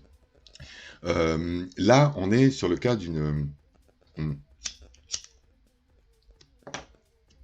de la danse comme un médium d'expression intime, comme un médium lyrique, comme un médium de révélation de ses pulsions propres et comme accompagnant une trajectoire. Ça, oui, voilà, merci Poun Poun de le rappeler, quoi. Ça, c'est le premier point qui me paraissait important. Mais il y a un deuxième point qui est fondamental par rapport à la danse. C'est que la danse est fondamentalement une question est au cœur d'un certain nombre de relations qui sont quand même très particulières. Dans le cadre du patinage artistique, je me permets de mettre le patinage artistique dans cet univers-là. Je pense que vous me l'autoriserez. Donc du coup, on est dans un univers artistique au carrefour de l'artistique et du sportif, au carrefour de l'esthétique et du compétitif, de la rivalité et de l'expression de soi. Et dans l'intégralité de ces univers-là, on va dire le ballet, la danse de salon, et le patinage artistique, vous allez avoir des fils de relations très particuliers qui vont être posés et qui vont être autant de défis à l'invention de nouveaux triangles de relations, de nouveaux triangles de désir, de nouvelles relations de rivalité, de nouveaux choix de relations interindividuelles, etc., etc. Et donc, vous allez avoir, et il y a un certain nombre de merveilles qui tournent autour de ça, vous allez avoir un certain nombre de mangas qui vont de mangas et d'adaptations animées qui vont se déployer et qui vont déployer des propositions du côté. Je vais mettre. Voilà, c'est parti. Je remets un petit message sur Twitter. On parle maintenant Yuri on Ice. Yuri on Ice. Hop, Dance, Dance, Dancer. Donc c'est les 3 que je voudrais évoquer. Et Ballroom no Yokoso. Donc welcome to the ballroom. Hop, voilà, et j'envoie mon petit truc, quoi. Donc là, voilà, maintenant je passe dans autre chose, quoi. Je voudrais évoquer, en fait, ces problématiques-là. C'est intéressant, la danse, du coup, parce que vous avez la relation entre l'entraîneur et son danseur.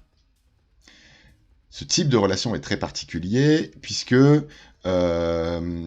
en général, dans les mangas de danse, l'entraîneur est lui-même danseur, et a sa propre histoire. Ça me paraît important. Et donc, du coup, c'est une façon pour l'entraîneur de se confronter, à travers sa relation avec son disciple, à toute son histoire, ses problématiques, ses contradictions à lui, etc. etc. Donc, il y a toute cette dimension-là qui est fondamentale et qui est importante. Vous avez ensuite la question du partenaire. Et donc, la relation avec le partenaire, elle est quand même particulière, quoi. C'est-à-dire que vous allez forcément avoir une tension de l'ordre de l'érotisme, hein, toujours, du côté de la danse et du côté graphique, dans la relation entre les 2 partenaires. Maintenant, c'est une relation qui est posée et qui préexisterait à toute évolution de sentiments amoureux. Et parfois, il n'y a pas de sentiments amoureux, il y a autre chose qui se développe dans cette tension-là. Vous avez donc une intensité érotique forte du côté de la relation entre les 2 partenaires. Enfin là, je parle de manga, hein, je parle pas de la réalité, j'en sais rien. Moi, je sais pas comment ça se passe entre deux professionnels. Voilà. Et en même temps, comment dans le cadre d'un récit, cette tension peut évoluer. Est-ce qu'il y a une neutralisation de la relation amoureuse dans le contexte de cette tension-là? Est-ce qu'il y a la possibilité d'un développement du côté de l'amitié, du côté d'une bromance ou d'une relation amoureuse? Comment s'expriment les jeux de rivalité à l'intérieur de ces mangas-là, etc. Une petite parenthèse, vous avez assez régulièrement la construction de triangles, donc je vous renvoie au stream que j'ai pu faire autour du triangle. Ça veut dire que vous avez un personnage qui est déjà dans le réseau, dans la place, qui s'entraîne depuis déjà très longtemps et qui est confronté à ses contradictions propres. En général, il est bloqué pour X raisons. C'est le cas de Dance Dance Dancer. Et vous avez un héros, une focale de l'histoire, qui est un jeune garçon ou une jeune fille particulièrement doué, qui a du skill d'une façon ou d'une autre, quoi, et qui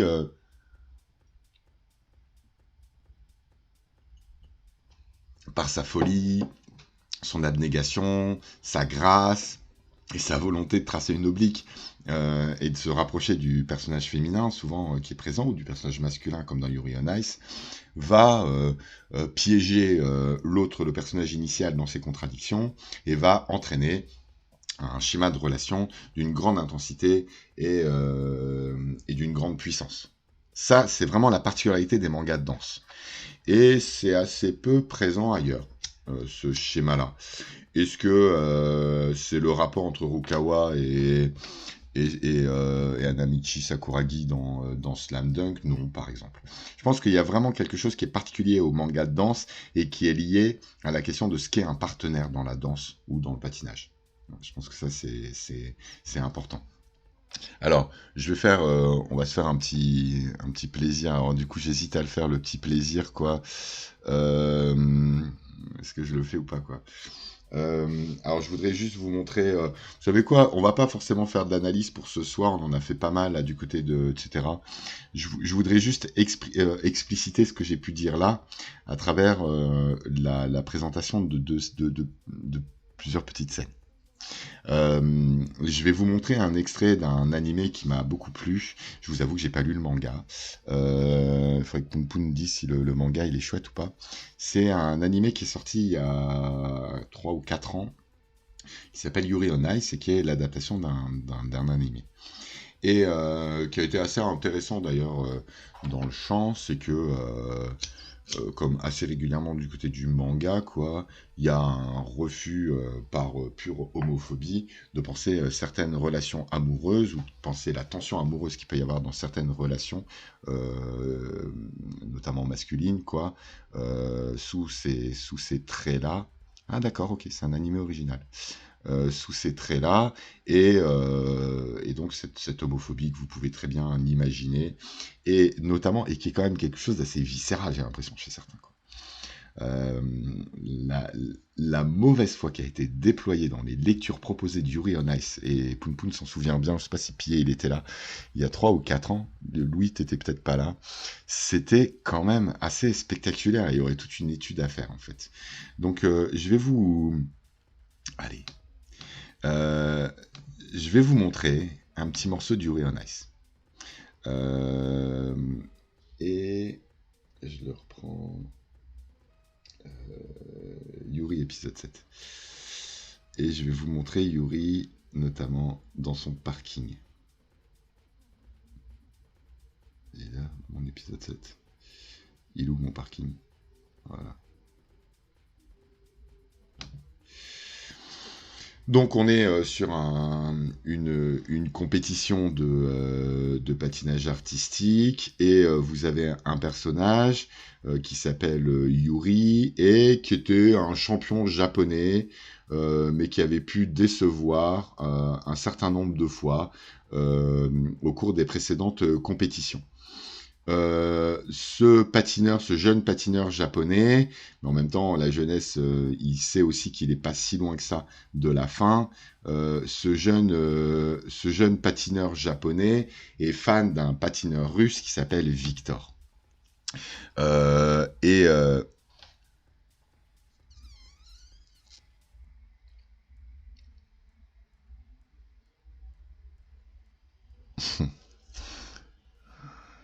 et donc, vous êtes bêtes tous là. Et donc effectivement, Victor était un grand champion en fait, et Yuri est fan de Victor. Et Victor, qui a besoin de fuir à un moment particulier de sa vie un certain nombre de tensions, se retrouve, après avoir vu des vidéos d'une compète, il se retrouve très attaché à ce personnage de Yuri. Et il se propose de devenir son entraîneur. Et ça va être leur histoire, leur relation. Donc bon, là je vais spoil ce passage-là, parce que je voudrais que vous perceviez cette tension qui peut exister entre à l'intérieur de cette scène-là, de cette scène de patinage-là, cette apothéose-là, cette épiphanie-là. Et là, encore une fois, on n'est pas sur un développement progressif d'une relation, mais on est sur une relation qui, et pour moi c'est vraiment un cas particulier de la danse, quoi, qui évolue par crise. Dans la danse, on évolue toujours par crise. Il y a des révélations, il y a des épiphanies, il y a des apparitions, il y a des événements, il y a des d'un seul coup, il y a des avant et après. Et on ne sait pas d'où ça vient. Et c'est ce qui se passe exactement dans cette scène-là. Et je voudrais que vous le sentiez à travers la mise en scène, et à travers la différence qui peut exister entre la scène amoureuse du parking et la scène de patinage en tant que telle. C'est un moment très particulier pour Yuri, il doit danser, il doit patiner lors d'une compétition, et c'est un petit peu compliqué pour lui parce qu'il sent qu'il y a beaucoup de pression qui ont été rajoutées sur les épaules de Victor, et que son échec pourrait rejaillir sur Victor. Et donc il est dans un état très particulier avant cette compétition. Je vous laisse voir les premiers extraits de les deux passages en miroir de Yuri on Ice, et d'évoquer ces schémas de relations qui existent là.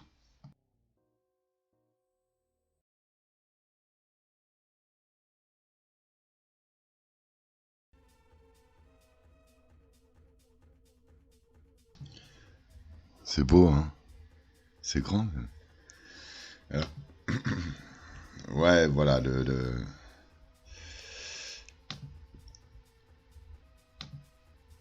voilà, c'est pas joli, ouais, voilà.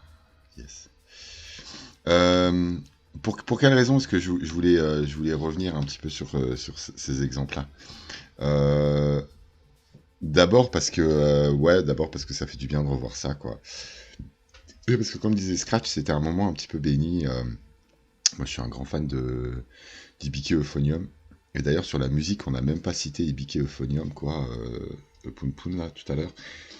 Et qui est quand même une œuvre assez extraordinaire, quoi. Et en fait, il y a du côté de la danse, quelque chose, moi, qui m'a toujours vachement intéressé, c'est que, vous voyez, il y a chaque performance est un voyage. Et au cours de ce voyage-là, qui pourtant était beaucoup préparé, il y a eu plusieurs... au cours de ce voyage-là, il y a l'intégralité de la relation qui se redit. Des bisous, Scratch. Merci beaucoup. Je vais pas tarder à arrêter, hein, vous inquiétez pas. Merci beaucoup, Scratch. Vas-y. Il y a l'intégralité d'un parcours. En fait, en gros, ce qui m'intéresse avec la danse, c'est que ça permet en fait de révéler la relation comme étant un processus, un parcours, et pas seulement une distance ou une tension. Ça met en ligne un parcours. Vous voyez ce que je veux dire? Il y a ça en fait. L'intégralité en fait de la relation entre Yuri et Victor, elle se redit à l'intérieur de ses hésitations, de ses pensées, etc. Et il y a autant, il y a quelque chose de très violent chez Subaru dans lequel en fait chaque danse est une série en plus Masahito Soda il travaille avec des doubles planches comme élément, comme pic élément quoi, comme élément climax quoi, et où en fait chaque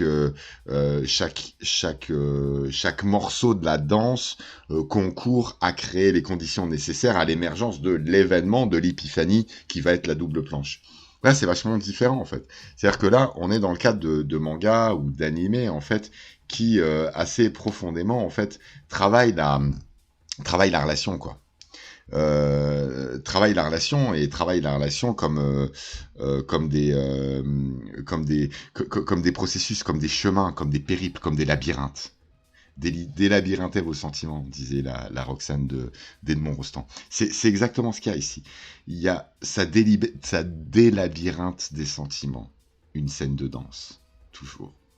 Et on est du côté d'une performance qui raconte à chaque fois une histoire. Cette histoire, elle est sous la tension de la réussite ou de l'échec, mais elle est surtout sur la tension l'intégralité de la relation se redit à cet endroit-là. Je vous montre juste pour finir ça. Alors j'aurais voulu vous montrer un extrait c'est ce qui va se passer aussi dans Ballroom no Yokoso. Et c'est ce qui va se passer aussi, je vous la mettrai, la scène de Ballroom dans le générique final. Je voudrais juste vous montrer le petit épisode de la plage dans Dance Dance Dancer, mais à la limite pour ceux qui voudraient découvrir Dance Dance Dancer, je vous préviens tout de suite là, je vais spoil en fait un épisode important de Dance Dance Dancer quoi. Voilà, donc si vous voulez le découvrir, n'hésitez pas à fuir ce petit passage là. J'espère avoir réussi. Aujourd'hui c'est du stream de 18 à 20, hein, c'est pas forcément des streams d'analyse, à part le début quand même où j'essaie de vous proposer vraiment une analyse. Maintenant là c'était surtout l'occasion d'évoquer des jeux de relations à travers le prisme particulier de la danse. Je reviendrai sur la danse et je vous ferai plutôt quelque chose autour de la composition. Je voudrais vraiment travailler sur les compositions de planches parce qu'elles m'intéressent beaucoup du côté de la danse et du côté de la musique. Donc là, et notamment des jeux d'intensité de seuil. Comment est-ce que l'unité du manga, c'est moins la perspective que l'intensité, le seuil franchi, la vitesse, etc. C'est ces coordonnées qu'il faut prendre en compte. J'insiste souvent beaucoup autour de ça. Donc là, je vous ai montré un type de relation particulier au travers de la relation entre Victor et Yuri. Je vais finir en vous montrant une deuxième type de relation qui noue un triangle entre les trois personnages de Dance Dance Dancer. Vous avez un petit garçon, Junpei, qui a eu une révélation étant petit, c'est qu'il a vu un danseur et que ça l'a fasciné, quoi. Et puis, poussé par ce qu'il croit être le désir de son père et la tension un peu masculiniste de cette société-là, s'est mis à faire des arts martiaux et à s'éloigner de la danse, quoi. Et donc... Et donc, du coup, je suis sûr que ça t'a fait plaisir de revoir ça, quoi. Ça faisait longtemps qu'on l'avait pas revu. Et donc, du coup, effectivement, il y a du côté de Dance Dance Dancer ce schéma triangulaire là, avec un garçon qui s'appelle Luan, qui vient de Russie, je crois, ou de Chine, qui était un grand espoir de la danse et qui, pour des raisons propres à la story, en fait, est en train de s'effondrer sur lui-même. Une jeune fille, ce garçon-là a été recueilli, on va dire, par une femme qui a une fille, qui va être l'héroïne, et qui tient un cours de danse.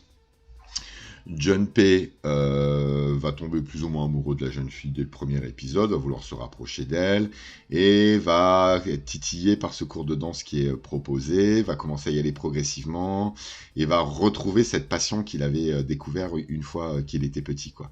Et là, il va y avoir ce triangle de relations entre les trois.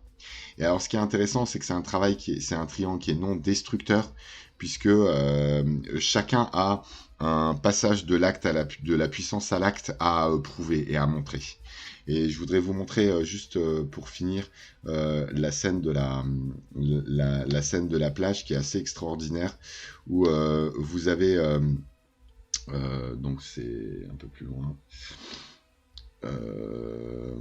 Où vous avez un Luan qui s'est enfui et vous avez tous les deux qui ont tenté d'aller le rechercher et qui vont danser l'un l'autre. Et là, vous allez la voir, cette tension-là. Je vous mets un petit peu la fin.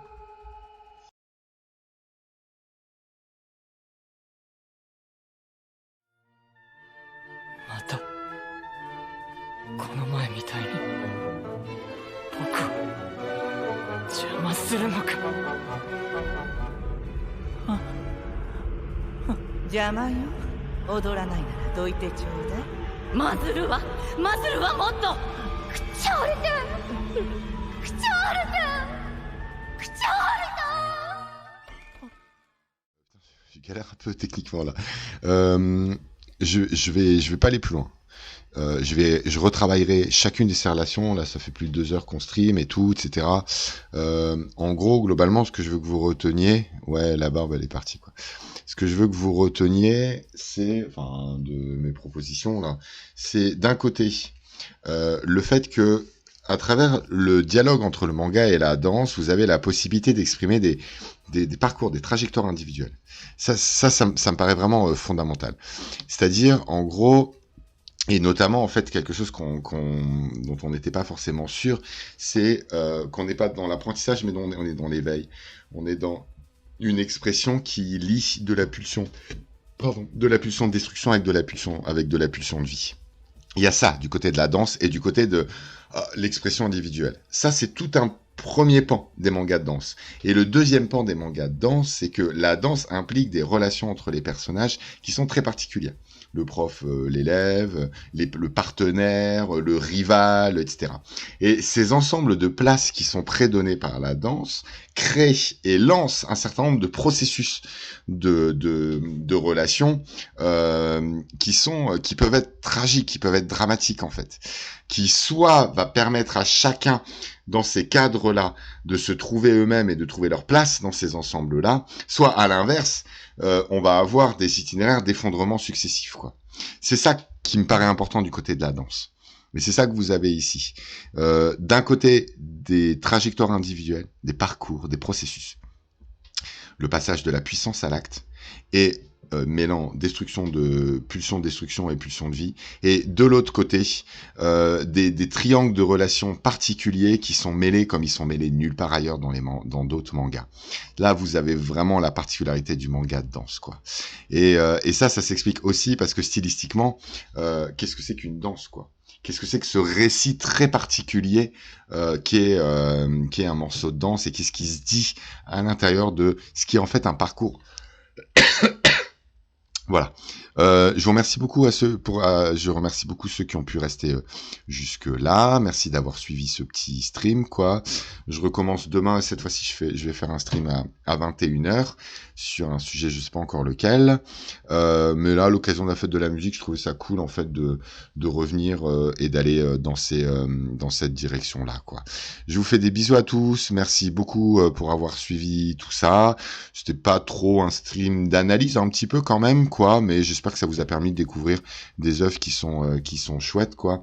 Je vais vous laisser sur la dernière scène de je vais vous laisser sur la dernière scène, enfin sur une scène de Ballroom. C'est un manga qui a été adapté en animé en 12 épisodes. C'est une vraie petite merveille. Et là, on est dans le cadre de la danse de salon. Donc voilà, je vous montre cette petite scène de Ballroom qui est assez géniale, quoi. Et je vous souhaite à tous une jolie soirée. Profitez bien de tout ça. Et nous, on se retrouve avec ceux qui le voudraient très prochainement. Voilà, voilà. Bye bye à tous. Et puis à très bientôt. Ciao, ciao. 私タタラさんを信じて踊りますから。2組目エントリーナンバー23番藤田タタラ赤木誠組。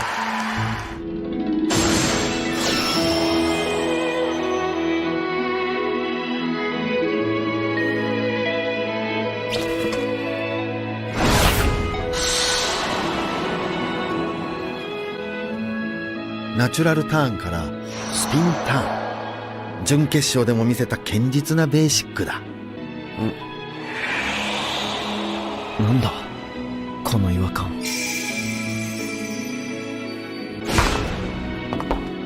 ウィスク連続2回ラインオブダンス変わった。